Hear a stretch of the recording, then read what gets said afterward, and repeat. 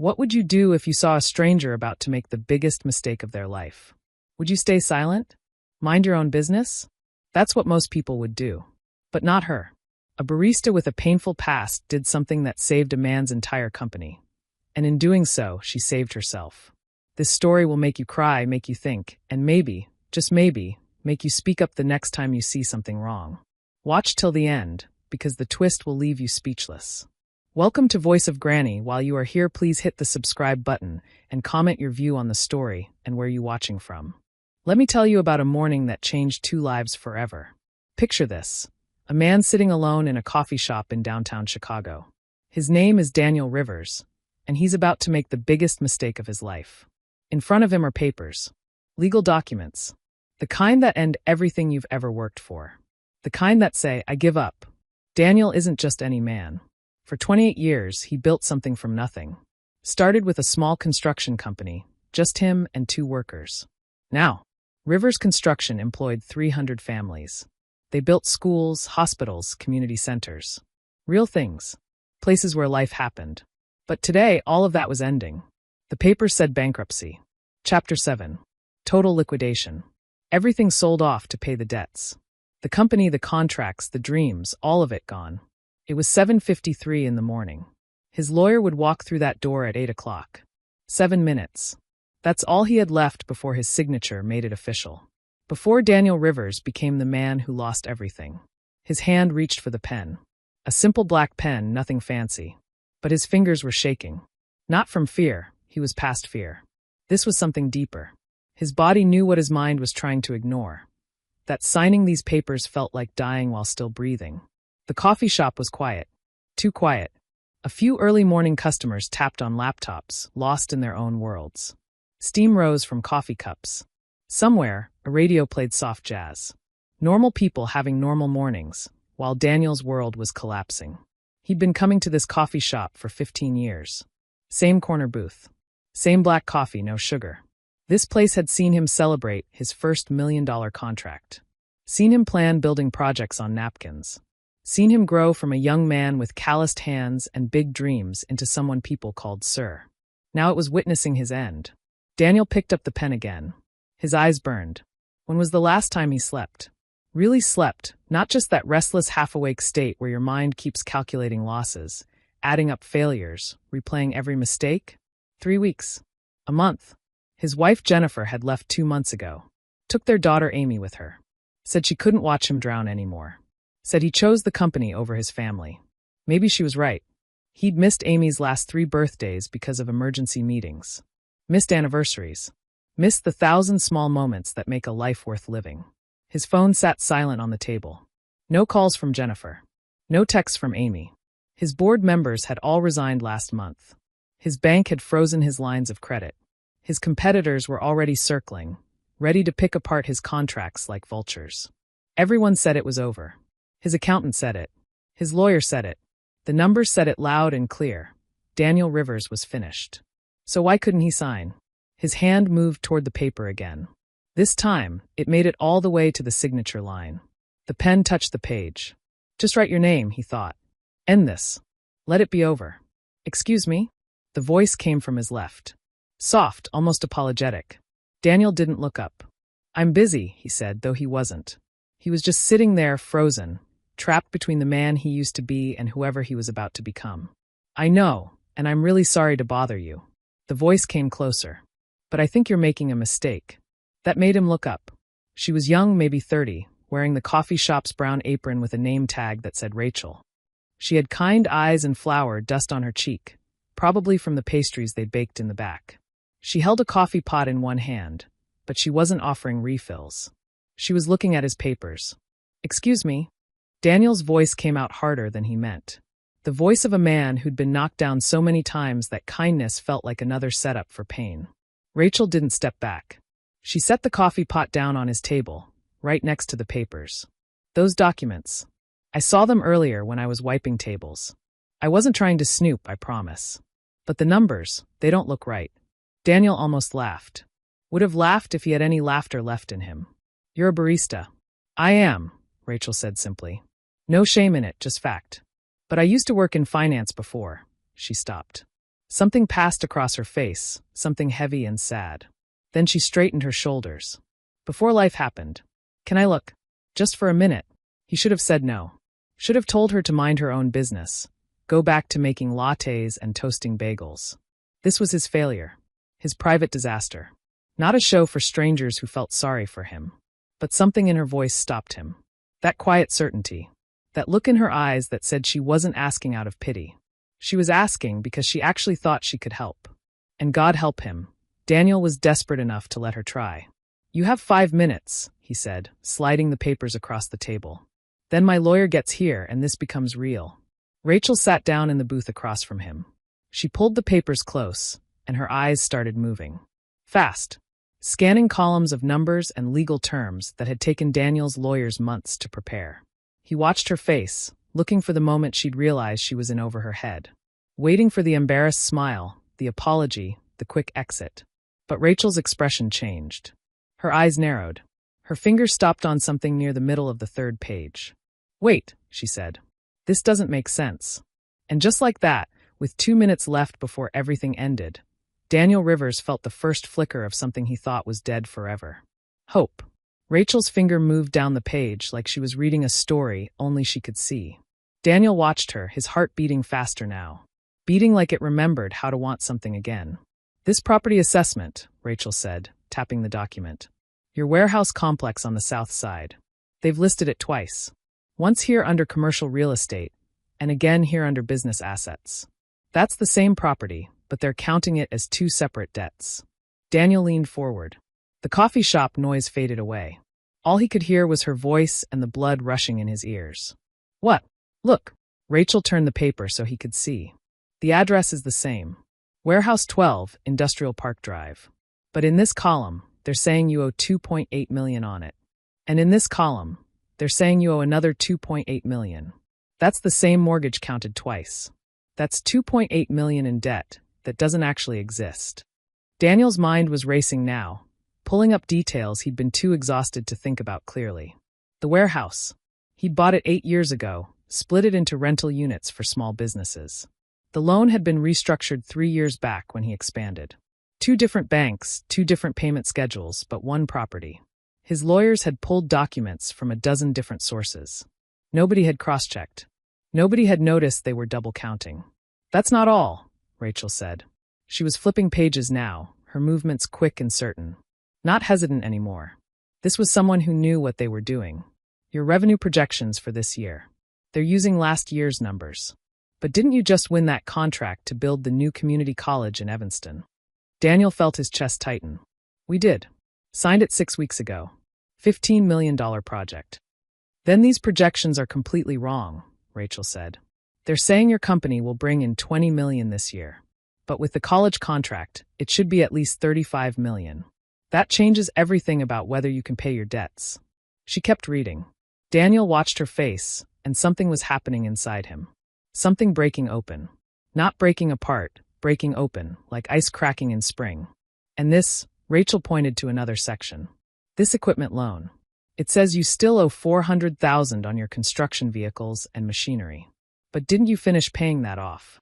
We did, Daniel said, his voice getting stronger. 8 months ago. My CFO, Thomas, he left the company right after. Nobody updated the records.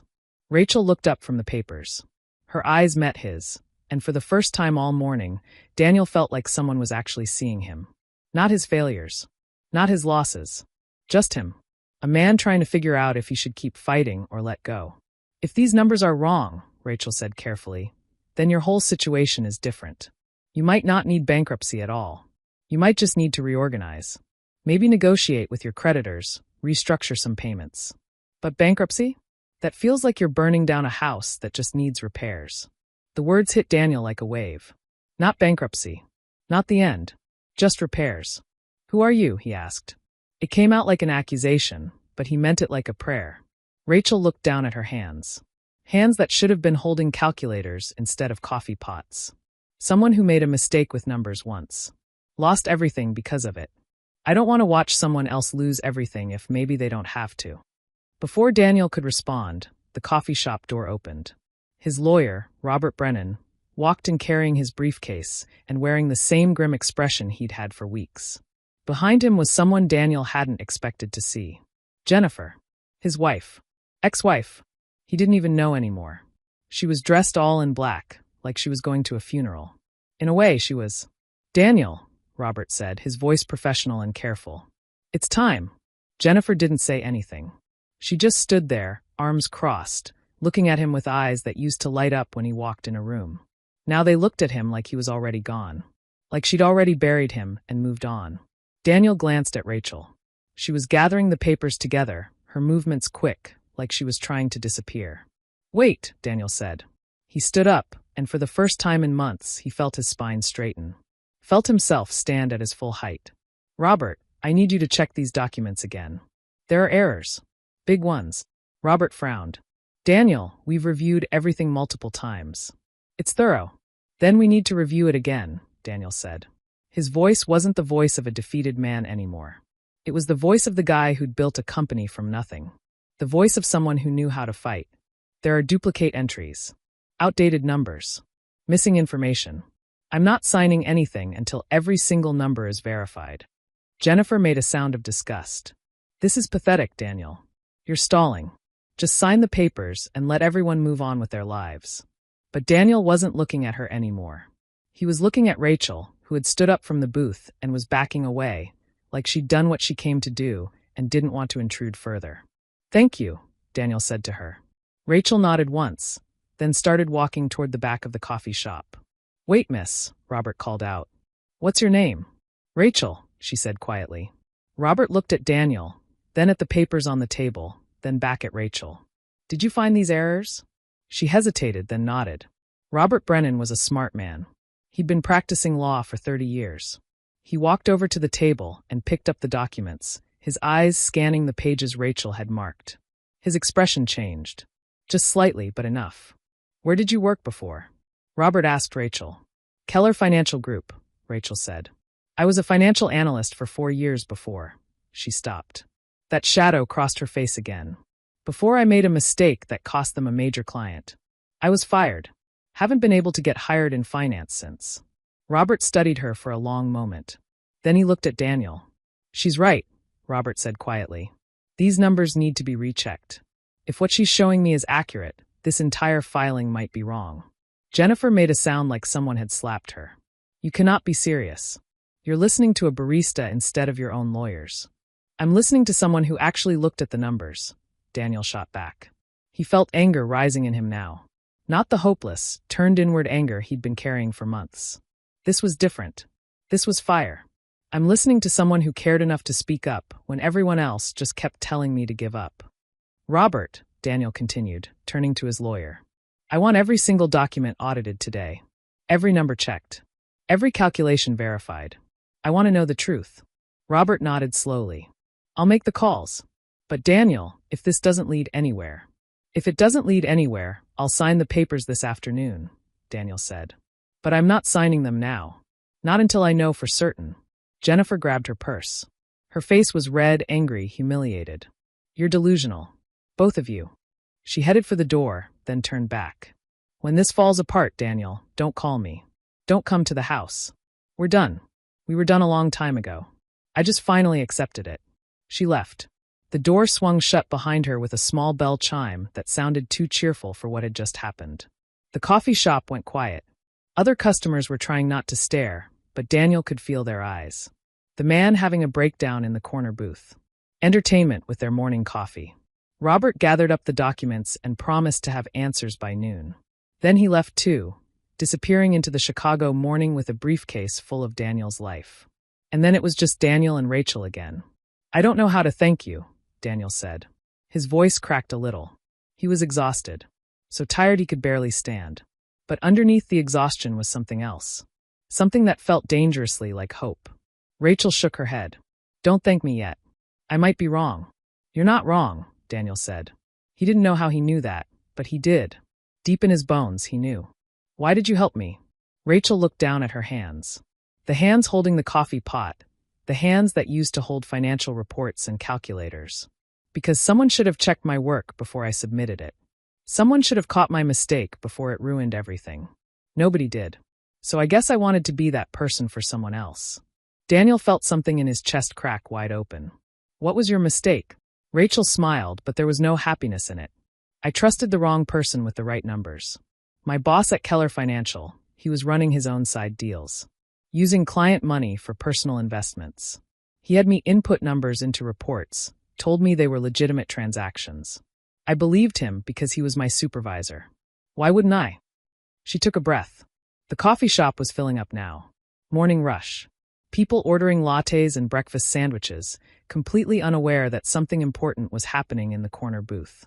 When the clients found out their money was missing, my boss blamed me, Rachel continued. Said I made the errors. That I was incompetent. That I'd falsified the reports. I tried to fight it. Tried to prove what really happened. But I was 27 and he was a senior partner. Guess whose story everyone believed? They fired you, Daniel said.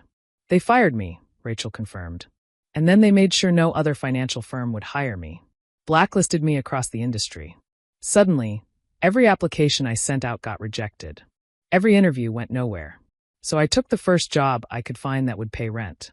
Been making coffee and serving pastries for 3 years now. Daniel felt anger again, but not for himself this time. For her. For this woman who'd lost everything because someone else's corruption and then got brave enough to help a stranger anyway. That's not right, he said. Rachel shrugged. Maybe not. But it's what happened. And honestly, I'd made peace with it. Thought maybe I wasn't cut out for that world anyway. Maybe I wasn't smart enough or strong enough or whatever it takes to survive in a place like that. You caught errors that multiple lawyers missed, Daniel said. You looked at documents for 5 minutes and found mistakes that could have destroyed my company. That's not someone who isn't smart enough. That's someone who's brilliant. Rachel's eyes got shiny. She blinked fast, pushing the tears back. I should get back to work. Morning rush is starting. Rachel, Daniel said. She stopped walking. If this works out, if you're right about those numbers, I'm going to need help rebuilding. I'm going to need someone I can trust. Someone who actually pays attention. Someone brave enough to tell me when something's wrong. I make coffee now, Rachel said softly. That's all I do. That's not all you do, Daniel said. And I think you know that. Rachel stood there for a long moment. Around them, the coffee shop hummed with life. Someone laughed at a nearby table. The espresso machine hissed. The radio played a song about second chances. Then Rachel walked away, back behind the counter, back to her coffee pots and pastries and the life she'd built from the ruins of her old one. Daniel sat back down in the booth. The pen was still there on the table, waiting. But he didn't pick it up. Instead, he pulled out his phone and started making calls. To his accountant. To the board members who'd resigned. To anyone who might be able to verify what Rachel had found. Because for the first time in months, Daniel Rivers had something he thought he'd lost forever. He had a reason to fight. He had hope. And he had 3 hours until noon. 3 hours to find out if Rachel had saved his life, or if this was just one last cruel moment of possibility before everything ended anyway. But either way, he was going to fight. Because someone had cared enough to give him a reason to. And that changed everything. By 11:30, the back room of the coffee shop had turned into something nobody expected. The owner, an older woman named Betty who'd run the place for 20 years, had offered her office when she saw what was happening. Now that small office was packed with people. Robert Brennan. 2 financial auditors Robert had called in emergency consultants. Thomas Chun, Daniel's former CFO who'd agreed to come back for 1 day to review the files. And Rachel, who Betty had pulled from the counter despite the lunch rush starting. Rachel had changed out of her apron.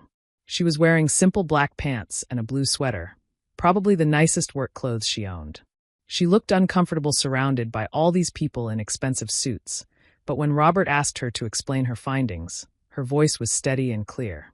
The Southside warehouse properties were listed twice because they fall under 2 different legal entities that share ownership, Rachel said, pointing to the documents spread across Betty's desk. But the bankruptcy filing treated them as completely separate assets with separate mortgages. In reality, the debt is shared and should only be counted once. That's $2.8 million in duplicate debt that doesn't actually exist. One of the auditors, a woman named Catherine with sharp eyes and silver hair, leaned forward. That's a major oversight. How did this slip through multiple reviews? Robert looked uncomfortable. The paperwork came from 3 different law firms handling various parts of Daniel's business. Nobody cross-referenced between the entities. Someone should have, Catherine said flatly. She turned to Rachel. What else? Rachel walked them through everything she'd found. 7 errors total, some small, some huge. Revenue projections using outdated information. Asset values that didn't account for recent appraisals. That equipment loan that was marked as outstanding even though it had been paid off 8 months ago. And the big one, the community college contract that would bring in $15 million but wasn't included anywhere in the financial assessment. By the time Rachel finished, the room was silent. The kind of silence that feels heavy, like the air before a thunderstorm. Catherine closed her laptop. She looked at Robert. These documents aren't just wrong. They're dangerously wrong. If Daniel had signed this morning, he would have declared bankruptcy while his company was actually viable. That would have triggered immediate asset seizures, destroyed his credit, and created legal problems that would take years to untangle. Maybe forever. Daniel felt his stomach drop. He'd been 7 minutes away from destroying himself. 7 minutes from making a mistake he could never fix. So what happens now? He asked. His voice came out quieter than he meant. Catherine stood up. Now you withdraw the bankruptcy filing. You restructure your debt properly. You negotiate with your creditors based on accurate numbers. And frankly, you should consider legal action against whoever prepared these documents. This is malpractice. Robert winced. That would be my firm. Then I suggest you make this right, Catherine said. She shook Daniel's hand, nodded to Rachel, and left without another word.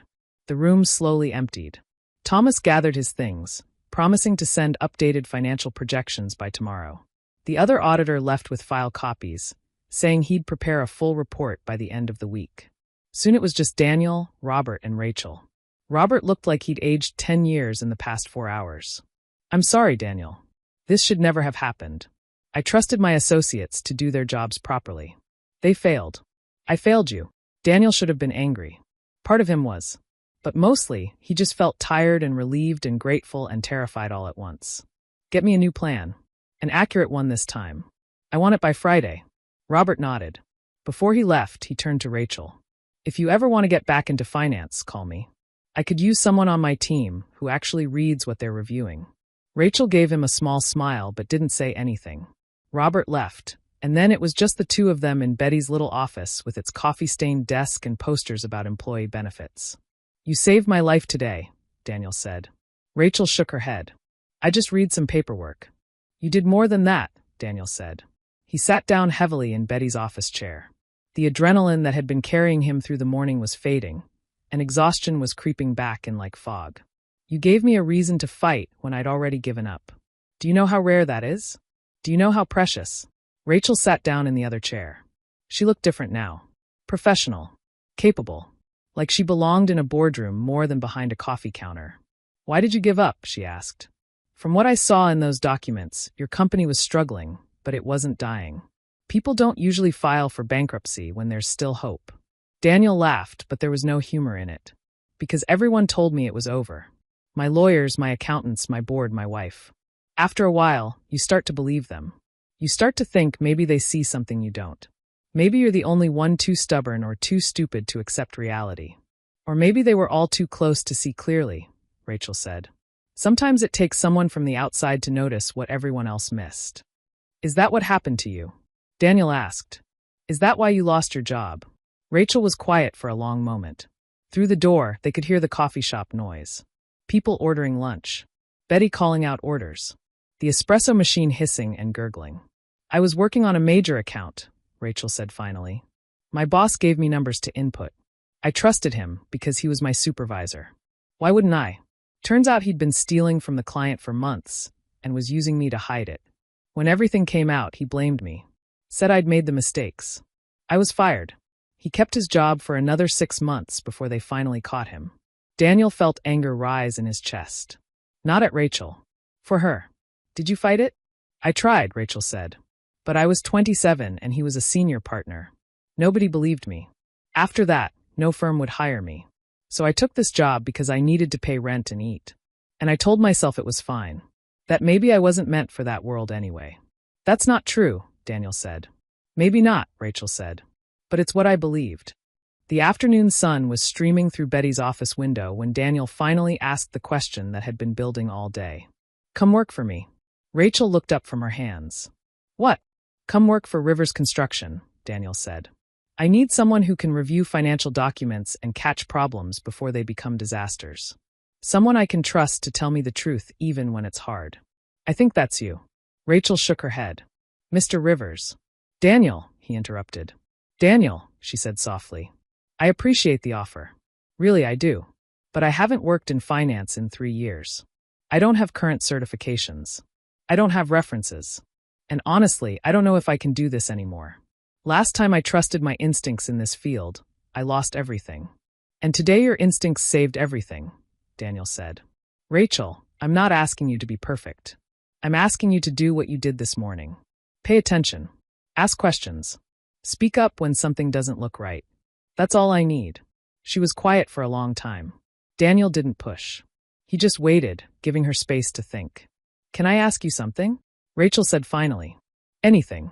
Why did your wife really leave? The question hit Daniel in the chest. He'd been expecting her to ask about salary or hours or job requirements. Not this. Because I stopped being the person she married, Daniel said honestly. I got so focused on saving the company that I forgot about everything else. My marriage. My daughter. Myself. Jennifer told me I was drowning and too proud to grab the life preserver she was throwing me. She was right. Do you think she'll come back? Rachel asked. Now that things might turn around? Daniel thought about Jennifer's face in the coffee shop that morning. The coldness. The finality. No, he said. And maybe that's okay. Maybe some things aren't supposed to be saved. But the company? That's different. That's not just about me. It's about the 300 families who work for me. The schools and hospitals we build. The kids who'll learn in buildings we constructed. If I let it die because I was too tired to fight, I'd never forgive myself. Rachel nodded slowly. I'm scared, she admitted. Of what? Of failing again. Of trusting my instincts and being wrong. Of having everyone look at me the way they did before, like I'm incompetent, like I'm a fraud. Daniel leaned forward. Rachel, let me tell you what I see. I see someone who risked embarrassment to help a stranger. Someone who spoke up even though she had no reason to get involved. Someone brave enough to walk into a room full of lawyers and accountants and tell them they were all wrong. That's not incompetent. That's not a fraud. That's someone I want on my team. Tears were running down Rachel's face now. She didn't wipe them away. What if I make a mistake? Then we'll fix it together, Daniel said. That's what teams do. Nobody works alone. Not anymore. Not after today. Rachel laughed, but it was a real laugh this time. Not bitter. Not sad. Real. Okay, she said. Okay, I'll try. I'll come work for you. But if I mess up, you won't, Daniel said. And if you do, we'll figure it out. That's what second chances are for. They walked out of Betty's office together. The coffee shop was in full afternoon swing now. Students on laptops. Business meetings. First dates. All the small moments that make up life. Betty was behind the counter, and when she saw them, she smiled. Everything work out? Yeah, Daniel said. Yeah, I think it did. Betty looked at Rachel. You leaving me? Rachel bit her lip. I'm sorry. I know it's terrible timing. Betty waved her hand. Don't be silly. I've been watching you serve coffee for 3 years knowing you're meant for bigger things. Go. Make something of yourself. And come back to visit sometimes. Rachel hugged Betty hard. Thank you. For everything. Daniel and Rachel walked out into the Chicago afternoon. The sun was bright. The air was cold. The city was alive and moving and full of people with their own problems and dreams and second chances. I have to call my daughter, Daniel said suddenly. I haven't talked to Amy in 3 weeks. I need to hear her voice. You should, Rachel said. Family matters. Don't forget that again. I won't, Daniel promised. And he meant it. They stood there on the sidewalk, these 2 people who'd been strangers at sunrise and were something else now. Not quite friends yet. Not quite colleagues. Something in between. 2 people who'd saved each other without meaning to. Thank you, Daniel said one more time. Thank you, Rachel said back. For giving me another chance. For believing in me when I didn't believe in myself. Daniel's phone rang. It was Robert calling with preliminary numbers from the auditors. Good numbers. Numbers that meant Rivers Construction would survive. Would rebuild. Would become something even better than before. As Daniel answered the call, Rachel started walking toward the train station. But she was walking differently now. Her shoulders were back. Her head was up. She looked like someone who remembered who she used to be, who she could be again. And somewhere in that moment, on that ordinary street in Chicago, two lives changed direction. Not because of luck, not because of fate, but because one person cared enough to speak up and another person was brave enough to listen. Sometimes that's all it takes. Someone who sees you when you're invisible. Someone who believes in you when you've stopped believing in yourself. Someone who says, wait, you're making a mistake, when everyone else is saying, just give up. That morning, Daniel Rivers thought his story was ending. Turned out, it was just beginning. And so was Rachel's. Both of them getting a second chance. Both of them learning that sometimes the most important moment isn't when you sign something. It's when you choose not to.